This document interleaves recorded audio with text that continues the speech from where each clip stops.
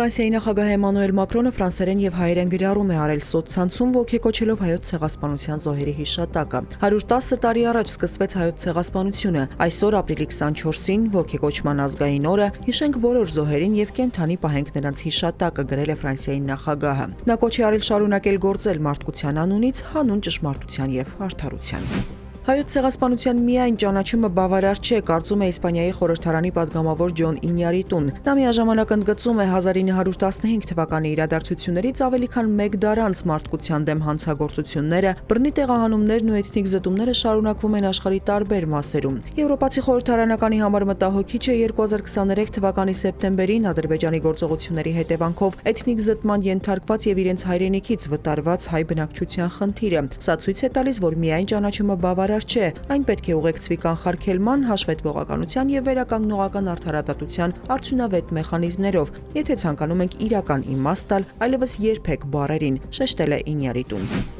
Ես ամենավերջում եմ դուրս եկել, տեսել եմ Արցախի ռազմաքաղաքական ղեկավարության գերեվարումը, լրագրողների հետ զրույցում ասել է Արցախի նախագահ Սամվել Շահրամանյանը։ Այդ մարդիկ, ովքեր հայտնվել են Ադրբեջանի բանտերում, կենթանի պատանդ մնալով, ապահովել են բնակչության խաղաղ դուրսբերումն Արցախից, ընդգծել է Շահրամանյանը։ Նա հավելել է, այս պահին կա գործընթաց, որին չեն ցանկանում խոչընդոտել, որևէ հայտարարությամբ վնաս հասցնել։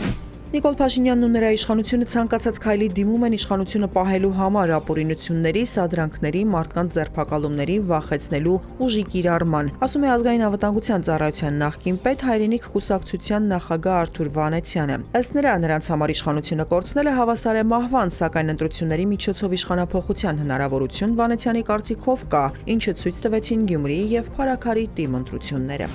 Մոսկվան իրեն իրավունք է վերապահում միջուկային զենք կիրառել արևմտյան երկրների ագրեսիայի դեպքում, հայտարարել է Ռուսաստանի անվտանգության խորհրդի քարտուղար Սերգեյ Շոյգուն։ Նա հիշեցրել է 2024 թվականի նոյեմբերին փոփոխություններ են կատարվել միջուկային զսպման ոլորտում Ռուսաստանի պետական քաղաքականության հիմքերում։ Ռուսաստանը Շոյգուի խոսքով ուշադիր հետևում է եվրոպական երկրների ռազմական պատրաստություններին։ Ռուսաստանը մերժել է Սիրիայի նոր կառավարության խնդրանքը տապալված նախագահ Բաշար Ասադին արտահանձնելու վերաբերյալ։ Այդ հարցով Սիրիայի նոր իշխանությունները ռուսական կողմին դիմել են, հունվարին հայտնել է երկրի անցումային նախագահ Ահմեդ Ալ-Շարաան։ Չնայած մերժմանը սիրիական նոր վարչակազմը մտադիր չէ խզել հարաբերությունները Ռուսաստանի հետ։ Ալ-Շարաան նշել է, որ մինչև հիմա այլ երկրներից առաջարկներ չեն ստացել սիրիական զենքը փոխարինելու մասին, որը հիմնականում արտադրվում է Ռուսաստանում։ Նա հավելել է, որ Դամասկոսը կարող է կրկին Ռուսաստանի աջակցության կարիք ունենալ։